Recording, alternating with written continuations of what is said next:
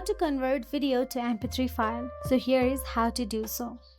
So basically I'm using the Mac for now, and here in my desktop you can see I have a screen recording available. So in order to change it to the MP3, simply tap on the any web browser according to your preferences. I have my Google web browser opened. Then in search address bar, simply type down the video to MP3 converter and hit enter and search for it. Now once done so, you will be navigated to various list of video to MP3 converter. Simply tap on the legitimate one, and once you tap on it, will be navigated to its section where you can change it. Tap on the upload file.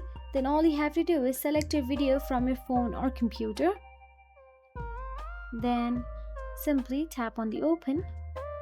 Then tap on the convert option available there. And once it is ready, all you have to do is tap on the download to save the MP3 file. It might take few moments for it to be converted. So now once the conversion is completed, tap on the download and download this file. Then let me just drag and drop it to my desktop. So that is it. If you find this video helpful, please like, share and subscribe, and thank you so much for watching.